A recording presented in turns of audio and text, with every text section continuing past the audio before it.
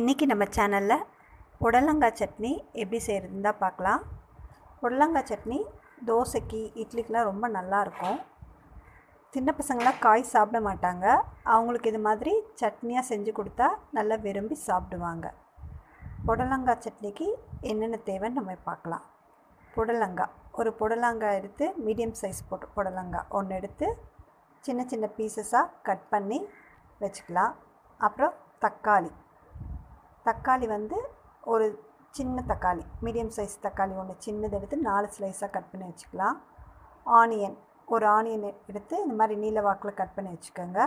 அதுக்கப்புறம் பூண்டு 4 பல் பூண்டு, அதுக்கப்புறம் தேங்காய் 2 கைப்பிடி அளவு, கடலைப்பருப்பு கொஞ்சம் 2 ஸ்பூனு, உப்பு தேவைக்கேற்ப, 4 காஞ்ச மிளகாய்.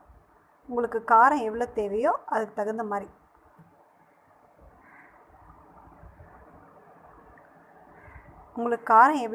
அதுக்கு தகுந்த மாதிரி போட்டுக்கோங்க. புளி ஒரு சின்னதாக ஒரு கோழிக்குண்டு அளவுக்கு ஒரு சைஸ் எடுத்துக்கிட்டால் போதும். புளியும் உங்களுக்கு எவ்வளோ தேவையோ அந்த அளவுக்கு நீங்கள் பார்த்து எடுத்துக்கோங்க.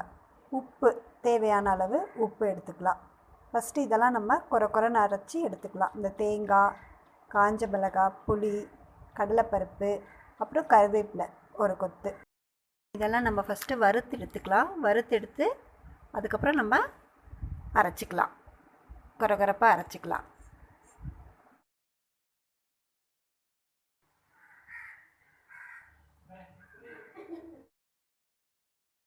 இப்போ 2 டேபிள் ஸ்பூன் ஆயில் விட்டுக்கலாம். எண்ணெய் நல்லா காஞ்சதும் கடலைப்பருப்பு ஆட் பண்ணிக்கலாம். கடலைப்பருப்பு வந்து நல்லா கோல்டன் ப்ரௌனாக ஆகிற வரைக்கும் நல்லா வறுத்து எடுத்துக்கணும். நல்லா கோல்டன் ப்ரௌனாக ஆகணும். அது வரைக்கும் நல்லா நம்ம ஸ்லிம்லேயே வச்சு வறுத்துக்கலாம், இல்லைன்னா கருகிடும். இந்த அளவுக்கு நம்ம கோல்டன் ப்ரௌனாக ஆகணும். அது அளவுக்கு நம்ம நல்லா வறுத்துக்கலாம்.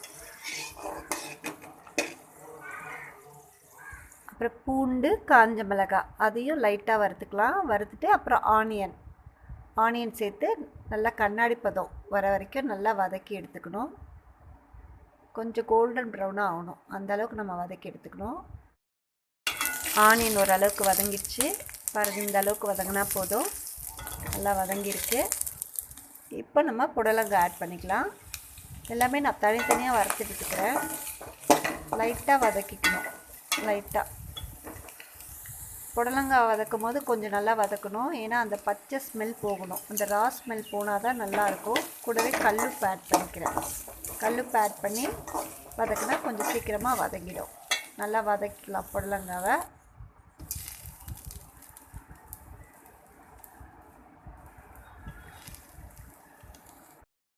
அந்த ஹீட்லேயே நம்ம இப்போ தக்காளியும் வதக்கிக்கலாம். தக்காளி சீக்கிரம் வதங்கிடும். அந்த ஸ்டவ் ஆஃப் பண்ணிவிட்டு அதே ஹீட்டில் நம்ம தக்காளி வதக்கிக்கலாம். இப்போ கடலைப்பருப்பு, பூண்டு, புளி, காஞ்ச மிளகாய், உப்பு, கருவேப்பிலை இதெல்லாம் சேர்த்து நம்ம குறைன்னு அரைச்சிக்கலாம்.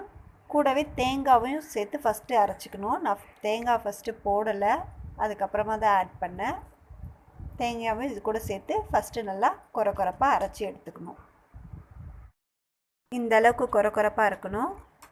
அப்போ தான் வந்து நமக்கு சட்னி கொஞ்சம் நல்லாயிருக்கும். அதெல்லாம் புடலங்காய், தக்காளியெல்லாம் சேர்த்து அரைக்கும் போது கரெக்டாக ஆகிடும்.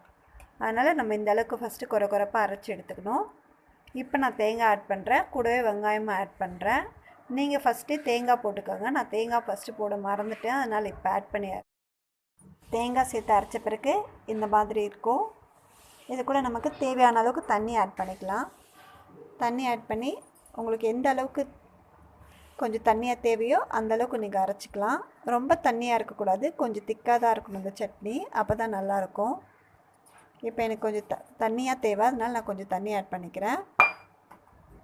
கூடவே புடலங்காவையும் சேர்த்து நல்லா நைஸாக அரைச்சிக்கிறேன். இது கூடவே தக்காளியும் சேர்த்து நல்லா நைஸாக அரைச்சி எடுத்துக்கிறேன். நம்ம வதக்கி வச்சுருந்தோம் இல்லையா, அந்த தக்காளியும் சேர்த்து நல்லா நைஸாக, தக்காளி சேர்த்த பிறகு சும்மா லைட்டாக ஒரே ஒரு சுற்றினா போதும், இல்லைன்னா ஒரு மாதிரி ரொம்ப அரைஞ்சிரும் சட்னி. அதனால் ஒரே ஒரு லைட்டாக பல்ஸ் மோடில் வச்சு எடுத்தால் போதும் தக்காளி சேர்த்த பிறகு. இப்போ நமக்கு நல்ல டேஸ்டான சட்னி ரெடி ஆகிடுச்சு. உங்களுக்கு வேணும்னா நீங்கள் தாளிச்சிக்கோங்க. நான் தாளிக்கலை.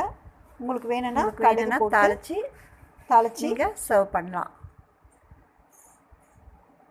இட்லி கூட இது ரொம்ப நல்லாயிருக்கும், நல்ல காம்பினேஷன். தோசைக்கும் இது நல்லாயிருக்கும், சப்பாத்திக்கு கூட நல்லாயிருக்கும். இதே மாதிரி நீங்களும் ட்ரை பண்ணி பாருங்கள். உங்களுக்கு இந்த வீடியோ பிடிச்சிருந்தா லைக் பண்ணுங்கள், ஷேர் பண்ணுங்கள். மறக்காமல் நம்ம ஜெய் சண்ட்விச் சேனலை சப்ஸ்கிரைப் பண்ணிக்கோங்க ஃப்ரெண்ட்ஸ். தேங்க்யூ ஃபார் வாட்சிங்.